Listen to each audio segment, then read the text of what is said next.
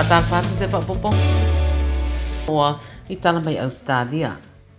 E tō luas whanuiva nisi so I fua o mau le wha mai COVID-19 whanuiva I te tonu rawa iau ni New Wales I le luasa furu whai tu la taruai. Mai fōringa wa tau whai titia te isi mai le numero o tangata e tau fia I mautanga se ngase ona o le COVID. O wha mawina New Wales le soa se furu fitu wafe tau se rau se furu ono easy cases fo a wa whai fo e le state government e whātesi mariwa miliona tui pui wa mai ona tufutu whaina le tu sa mare valu sfuru pasene o a onga I New South Wales. I vito vies furu lima tangata maari riu mare vairusi, Ausetalia I saute afe iwa se lau lima sfuru tolu cases fo, ma Queensland e se furu lima tangata maari riu, mare se furu tasi afe onu se lau o tangata afia.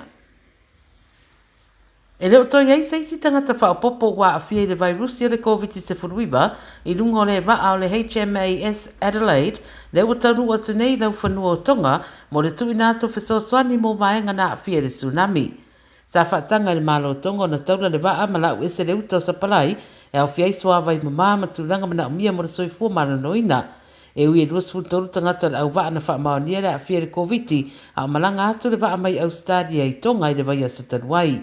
Whamere Minister o Pui Ngā New South Wales o Peter Dutton e ui reo whai o cases na iei nungo le waa pei tai sa mawhai na pūle ei na le rei mai re I to iei seisi tangata wha o popo na pēsia mai iei le wha mai mai re o matua I tinga I na fo I isi o lo ta ua o le au waa o mātere na mai o na whaia umatui pui e tolu ma wa wha soro manuia fo I rātou sa fia. Lo wha do fo e se pēa ma whaia tong fitinga. Tolu miliona wa tuina le whenga malo le whetarale Ausetalia mō le malo tonga, ma whao popo atu le waa re wa tuina fo I Ausetalia, peso soani I ana waa lele C-17 mō le la wina huta. O le soa fuafua e toi whono ai le National Cabinet Ausetalia, I mata upe whatatau le soifua maraloina ma le whatinoina o onanga whatatau le COVID-19. Le whaia o tui pui whao popo o boosters, a toai manisi o tūranga o loo whengai ma whaalawarawingi ai le sapalai o loa I le atunu. O lea fo I whono tanga wa fuafua e whaatara no ai ma le whaia o tui pui I a onga mo le lalo, a o sauni ai mo le toe amataina o a onga le vai asafou. Tolu sfurtolu te simari whapasene o tamaiti me le lima le sfurtasi tau sanga le mātutua, wa mai nei le whaia o urua I tui o le whaamai. O lo whaatalitaria to tele le unga o rea whonatanga ara ka peneta monisi o la asanga le ai I le atunuu I le anga I atu le numanai. O ni nai I tūlana sa ima vai atu nei na awhia I se vaenga o me le pone I whaititiri ma winga lulu wao le tau, ma e o mai le teminei e whaitau wafe tangata ma whale ua motu sia ma yeile le tise, ma ua ta ua ona o a whianga mai whaititiri ma timunga ma mafa. O le waa ai tau no lātou lapta ia tangata I le whae tūlea le tai awana le la I winga lo wao le tau, ma e ono a awhia I fo I soifua I ni lo longa mai se lava I le tu I mātu ma se sifo me le pone. Whai mai le 9 News pe a ma le wha awhe whale o lo ua motu sia ma yeile e le tise, ma o ata wa vai e lungo le televise ma upenga ta wha irangi, wa vai ai nisi o pisi nisi o tau mo whai marosi e pui o lātou no whanga wha pisi nisi ma I lo longa ma whai titiri. Whai mai le wa ai tau te tono le tu lai tasi wo o atu I le 5.0mm le suawa I timu ua pa u. Whai mai pe ama le fast food pasene o whale ua whale ngaina ma le malosi fo I o le wila le isi mafua anga.